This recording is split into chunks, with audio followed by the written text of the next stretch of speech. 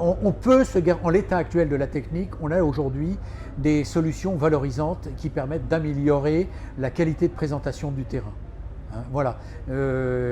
Alors, encore une fois, ça je me répète un petit peu, la semence, c'est un élément de réponse intéressant. Maintenant, il faut qu'il y ait des gens aussi qui s'investissent, ce qui est le cas de plus en plus sérieusement dans la gestion de leur terrain de sport. Hein. Les responsables de terrain, là aussi, il faut avouer qu'il y a une volonté de réussite qui amène aujourd'hui une meilleure présentation, une meilleure qualité des terrains de sport. Et nous, la semence, c'est vraiment un des éléments, une des clés. Il y a aussi tout le travail en amont pour que la semence, le potentiel génétique puisse s'exprimer, hein, pour parler concrètement et simplement.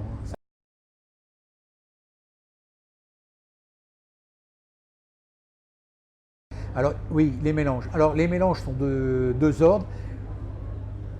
Traditionnellement, les gens travaillent avec des raigrins anglais, des mélanges 100% raigrins anglais, ce qui est très bien parce que la sélection a beaucoup progressé. Donc on a le raigrain anglais traditionnellement, eh ben, il n'avait pas de pérennité. Il était très bien sur le court terme, sur le long terme, zéro. Aujourd'hui, la pérennité s'est considérablement améliorée. On a vraiment des raigrins anglais qui perdurent beaucoup plus longtemps. C'est toujours pareil, hein, c'est le propre même de la sélection, c'est rendre le gazon plus intéressant, l'espèce sélectionnée doit devenir plus intéressante pour l'utilisateur. Donc le raigrain anglais, il fallait que ça dure plus longtemps, que ce soit plus résistant au piétinement, plus résistant aux maladies. Et la sélection, vraiment, entre les variétés qui étaient utilisées il y a 10-15 ans et celles que l'on propose aujourd'hui, franchement, il y a une grosse différence. Hein. En termes de densité, de couleur, même de tonte. Hein. Aujourd'hui, la tonte est intégrée très clairement dans les critères de sélection et on a vraiment des mélanges qui, en termes de déchets de tonte, entre ce qui était proposé il y a, allez, prenons une échelle un peu large, entre ce qui était proposé il y a 15 ans et ce qui est proposé aujourd'hui, on va dire qu'on divise le déchet de tonte par deux. Par hectare et par an, pour prendre des chiffres, des raigrins anglais, on était autour des, je sais pas, 7-8 tonnes. On avait des essais sur notre station de sélection chiffrée. Et donc, de mémoire, on était autour des 7-8 tonnes pour des raigrins anglais. Aujourd'hui, vraiment, on est autour des 4 à 5 tonnes. Hein.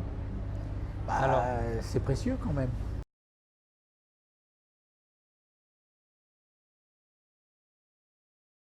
Alors, différentes espèces. Oui, c'est le deuxième aspect. Alors, le raigrain anglais est évidemment très bien parce qu'il s'installe très rapidement et il résiste très bien au piétinement. Et ça, je dirais, tout au long d'une saison, ça se passe très bien. Bon, nos tétraploïdes ont quand même bien amélioré, notamment la partie hivernale. Il y a deux autres espèces, en fait, qui sont à considérer.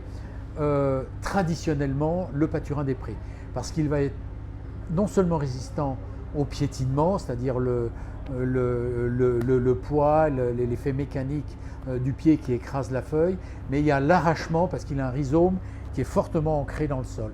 Donc le paturin des prés. Alors le paturin des prés a d'autres avantages, non seulement l'arrachement, mais aussi un système racinaire qui est quand même relativement profond et qui lui donne une bonne résistance à la sécheresse. Le paturin des prés n'est pas ridicule là-dessus. Il y a une exigence avec le paturin des prés, c'est la gestion. Il faut un très bon plan de fertilisation, analyse de sol, un bon plan de fertilisation, de bons apports d'engrais. Là-dessus, il va être un petit peu plus exigeant qu'à certaines autres espèces. Mais en termes de rendu esthétique, de résistance au piétinement, franchement, c'est formidable. Alors, là aussi, c'est une gestion parce qu'il s'installe très lentement. Là où un raigrain va s'installer en 2-3 jours, on va dire en bonne condition. Là, en ce moment, chaleur, humidité, pof, un raigrain, ça va péter en 3 jours.